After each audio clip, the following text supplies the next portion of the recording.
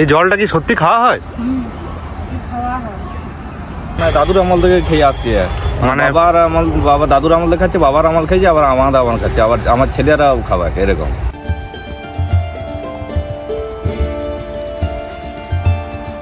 রান্না টান্না কি সব এই জলেই হয়? এই জলে একদম খেলা ছাড়া সব। ধোয়া, কাপড় কাচা? না, ওই কিছু না, ওইসব কিছু না। হাই বন্ধুরা, চলে এলাম আবার একটি নতুন ভিডিও নিয়ে তোমাদের কাছে। কেমন আছো তোমরা? আশা করি ভালো আছো। তো আমিও ভালো আছি তোমাদের আশীর্বাদ ও সকল দেবদেবীর কৃপাতে। ভিডিওটা কি হতে চলেছে আশা করি ভিডিও টাইটেল ও থাম্বনেলটা দেখে হয়তো বুঝতেই পেরেছো। আজ তোমাদেরকে দেখাবো একটি অবাক করা পুকুর, যে পুকুরের জল এখনও মানুষ খায়। এখানে রয়েছে প্রাণীয় জল দূষিত করা নিষেধ। আর এই হলো সেই পুকুর, যে পুকুরের জল এখনও মানুষ খায়। শুনেছিলাম যে আগেকার যুগের লোক পুকুরের জল খেত, কিন্তু এখনও 2025-এ দাঁড়িয়ে যে পুকুরের জল খায়, সত্যি অবাক করা একটি ব্যাপার। তো যাই হোক, সবটাই দেখাবো, সবটাই বলবো এই ভিডিওতে। ভিডিওটা কিন্তু প্রথম থেকে শেষ অবধি দেখতে থাকো। তো প্রথমে এই জলটা আমি খেয়ে টেস্ট করে দেখবো যে জলটা কেমন। এই পুকুরে নামতে হলে প্রায় কয়টা সিঁড়ি ভেঙে তোমাদেরকে পুকুরের নিচে নামতে হবে। তবে হ্যাঁ, এই পুকুরের জল তোমরা কে কে খেয়েছিলে অবশ্যই কিন্তু কমেন্ট করে জানাবে।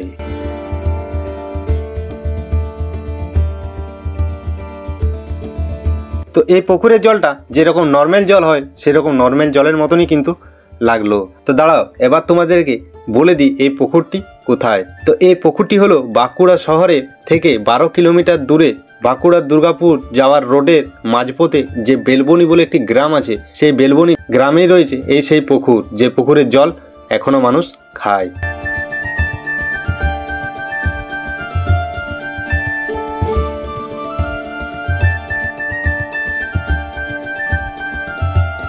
এই পুকুরে স্নান করা, কাপড় কাচা, তাছাড়াও বাসন ধোয়া একেবারে নিষেধ। এই পুকুরের জল শুধু বেলবনি গ্রামেই নয়, তাছাড়াও আরও 2টো গ্রামের মানুষরাও কিন্তু এই পুকুরের জল ব্যবহার করে। তাছাড়াও বিভিন্ন অনুষ্ঠানেও কিন্তু এই পুকুরের জল তারা ব্যবহার করে। এই জলটা কি সত্যি খাওয়া হয়?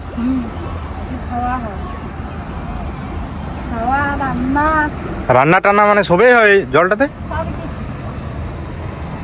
তাহলে কি এই পুকুরটায় মানে চান টান করা যায় না? আর বাসন ধোয়া? শুধু খাবার জল। এই পুকুরের নাম হলো ঠাকুর পুকুর, আর এই জলটাকেও মানুষ ঠাকুর জল বলে। আবার নাকি এই পুকুরের জল খেলে রোগ বা অসুখ হয় না, বরং রোগ বা অসুখ এই পুকুরের জল খেলে ভালো হয়ে যায়। এই 3টি গ্রামবাসীদের ঘরে ঘরে কল আছে। কল থাকা সত্ত্বেও কিন্তু তারা পুকুরের জল খায়। আর যে কল, সেই কলের জল তারা বিভিন্ন অন্য কাজে কিন্তু ব্যবহার করে। আর এই পুকুরটার পাশেই রয়েছে একটি মন্দির। এই দেখো, রয়েছে বেশ একটা খোলামেলা ছোট্ট আটচালা। তবে এই জায়গাটা কিন্তু নিরিবিলি, খুব সুন্দর এক পরিবেশ, তোমরা হয়তো দেখতেই পাচ্ছ। আর এইদিকে রয়েছে বাবা লক্ষ্মীপালের মন্দির। 3টি বেদি রয়েছে, মাঝের বেদিটিতে রয়েছে বাবা কার্তিক ঠাকুরের একটি মূর্তি। হয়তো কার্তিক ঠাকুরটাকেও রেখে গেছেন, তবে সেই ঠাকুরে আবার সোয়েটার পরানো রয়েছে। আর তার 2 পাশে রয়েছে বাবা লক্ষ্মীপাল। তবে গুগল থেকে জানতে পারলাম যে পুকুর আর এই মন্দিরের সাথে মা মনসার এক সম্পর্ক রয়েছে।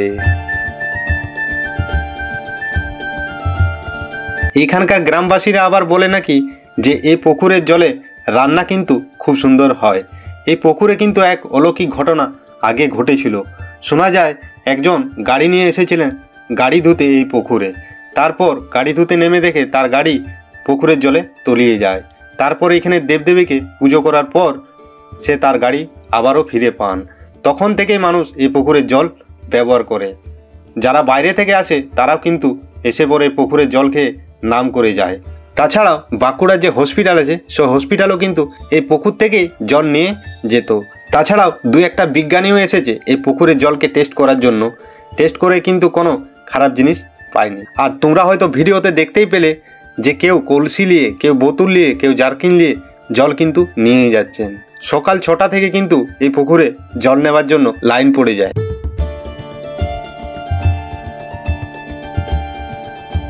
এই জলটা খেলে কি কোনো রোগ জ্বালা হয় না? না। কতদিন ধরে জলটা খাচ্ছ? জল তো আমরা মোটামুটি ধরো তোমার পূর্বপুরুষ থেকে, মানে দাদুর আমল থেকে খেয়ে আসছি। মানে বাবা দাদুর আমল দেখাচ্ছে, বাবার আমল খাইছে, আবার আমাদের আমল খাচ্ছে, আবার আমার ছেলেরাও খাবার এরকম।